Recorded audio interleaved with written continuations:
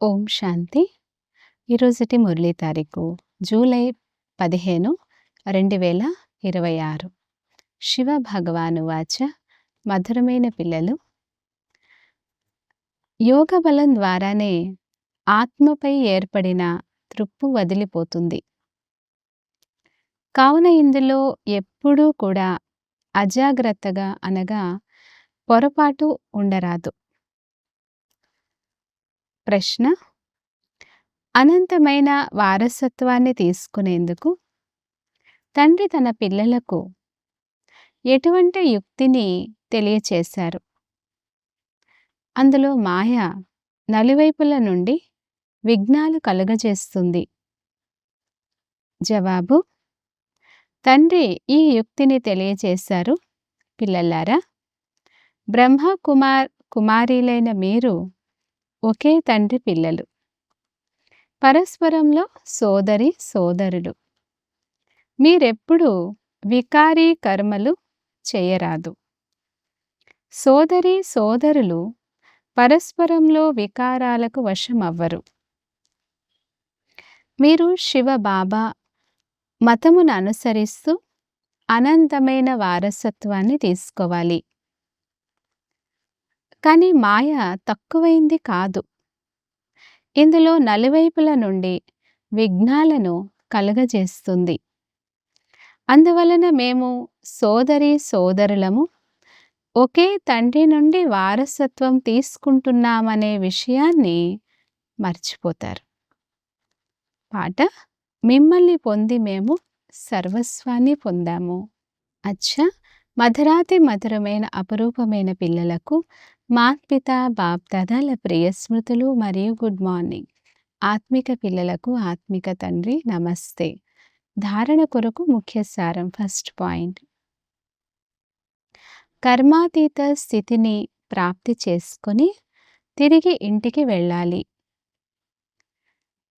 కానీ ఎప్పుడైతే ఆత్మలు రావడం సమాప్తమవుతుందో అప్పుడే తిరిగి వెళతారు. ఈ విస్తారాన్ని బుద్ధిలో ఉంచుకొని ఒక్క తండ్రిని మాత్రమే ప్రీతిగా స్మృతి చేయాలి. సెకండ్ పాయింట్: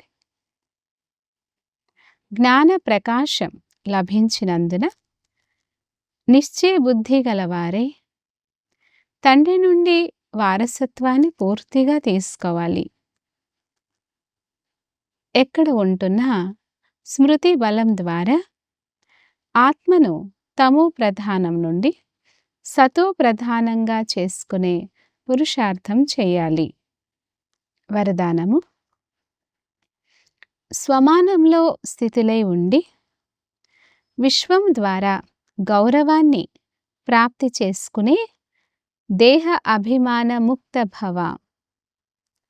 వివరణ: చదువు యొక్క ముఖ్య లక్ష్యం దేహ అభిమానం నుండి భిన్నమై దేహీ అభిమానిగా అవ్వడం.